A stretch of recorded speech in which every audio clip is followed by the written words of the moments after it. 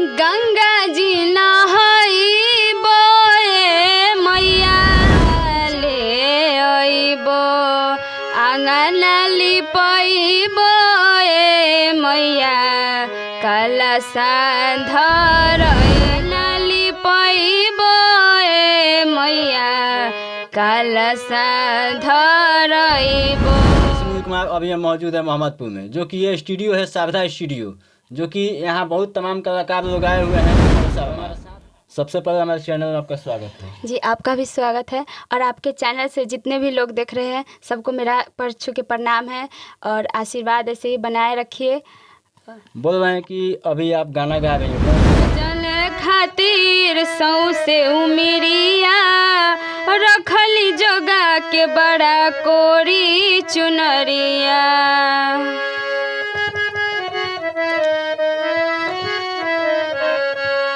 जवन सजन खातिर सौसे उमिरिया रखली जोगा के बड़ा कोरी चुनरिया। बरत उपास कइनी धैली ध्यानवा सजनवा नयाय न हो खल गवनवा सजनवा नयाय न हो खल गवनवा सजनवा नयाय। तो आप लोग भोजपुरी में बहुत सारे गाना सुने होंगे, भोजपुरी में कितना अश्लीलता है। और ये जो कोमल शर्मा है, ये जो गाना गाई है, शायद आजकल का सिंगर जो बहुत कम गाते हैं। जी मालिक। और हमारे साथ है घनश्याम जी, जो कि बहुत अच्छा नाल वादक हैं। और थोड़ा इनका हम परिचय देंगे। भोजपुरिया समाज के सच आपकी न्यूज के सभी श्रोतागण के हम नमस्कार करतनी। हम भैया भी शारदा स्टूडियो के माध्यम से कहे जा रहा बानी कि जितना भी नया नया लड़कन लोग होखस, लड़का लड़की जो भी होकस, अगर सीखल चाहस लोग गावे बजावे के तो शारदा स्टूडियो के माध्यम से आवे के बा। शनिचर के इतवार के यहाँ क्लास चलला, नाल, हारमोनियम, पैड, तबला सब कुछ सिखाया जाता है। तो तनिया जगह कहाँ नहीं सिखा सकते? तनिया झा के हम काहे के सिखाई जाई? तनिया झा कहाँ से ले दिल मर्दे ने बीच में तनिया झा आप सिखा रहे हैं तो कम से कम उनको भी सिखा दीजिए। तनिया झा सीखे हैं तो उनका सिखा दे कि हम उनका जाके सिखाएं। गा को बड़ा समझने गाना गाए हैं, गा के बताइए ना कैसा गाना गाया जाता है। आप गाते हैं ना, गा के बताइए।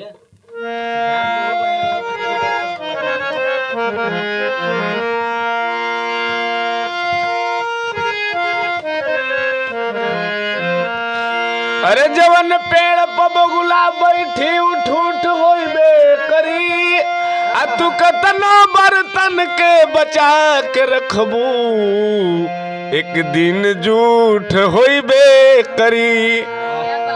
इस शारदा स्टूडियो के माध्यम से तान्या जी के गावे खातिर गाना जा रहल बा। पटना से बाजेब बलमुजी हो, उत्ते गालवा के लात से मार सकली अगर ये गाना के जोड़ा लगा दी है। अगर ये गाना के तनया झा अगर गा देश तो उस दिन से संगीत हम छोड़ देब। अब बाकी लोग जितना हमारे यार दोस्त उनकर हम बेग ढोब। गाना के जो तो ना कि FIR जरूर कर दिए। FIR से कोनो दिक्कत नहीं है। FIR तो जिंदगी में कएगो भइल कएगो होई।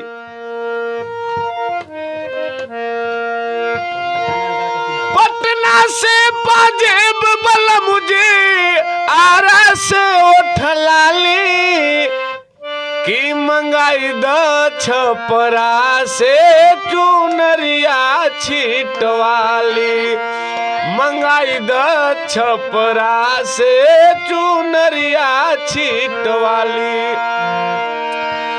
झुमरी तिलैया से झोपदार झुमका,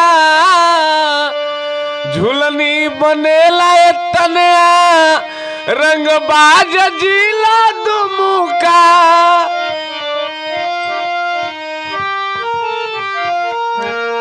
बीकानेर बिंदिया चमचम बनारस के बाली की मंगाई दो छपरा से चुनरिया छिटवाली, मंगाई दो छपरा से चुनरिया छिटवाली।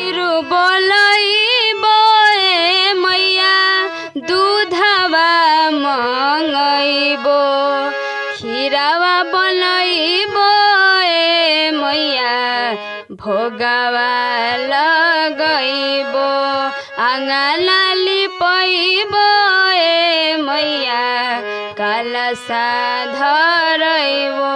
भैया ई पवन भैया के गाना रहल ह, बड़ा अच्छा लागेला। नवरात्र में जब बजेला तो लागेला कि हाँ कि भोजपुरी में ताकत अभी बा, बहुत बा। अरे पवन भैया पावर स्टार हैं। तो चलिए, ये लोग बहुत अच्छा कलाकार हैं। अच्छा, हम एक बात घनश्याम जी बोल रहे हैं आपसे कि आप यही सब गाना सिखाते हैं, कोई नया गाना नहीं सिखाते हैं? गाना नया गाना में सिखाते हैं। कैसे सिखाते हैं कि रुस के सुत गईलू गोड़ा थारी आ गईनी मनावे तो देले हा गारी।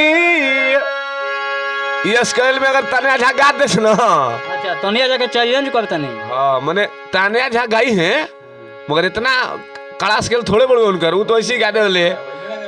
हुलला मैंने तेरे में डाला, कैसे कैसे करके भाला, वही सब है कि रुस के सुत गईले गोड़ा थारी गईनी मनावे तो देली हा गारी। अरे तिया ऐसन चटकन मरले खींच के गाल में, सट गईनी देवाल में ना। हो रे तिया ऐसन चटकन मरले खींच के गाल में, सट गईनी देवाल में ना। तो चलिए, ये बहुत अच्छा लगा हमको भी। यहाँ सिंगिंग का सिखाया जाता है शारदा स्टूडियो में, और यहाँ जो कि बेटा म्यूजिक के माध्यम से यहाँ लाइव भी चलता है, और तमाम कलाकार बहुत अच्छा गाना गाएं। और कोई गलती हुआ होगा इन लोगों से तो उसको क्षमा कीजिएगा, और कमेंट में जो भी आपको लिखना है, अच्छा लगे या बुरा लगे, जो भी करना है कमेंट कर दीजिएगा। मैं सुनील कुमार।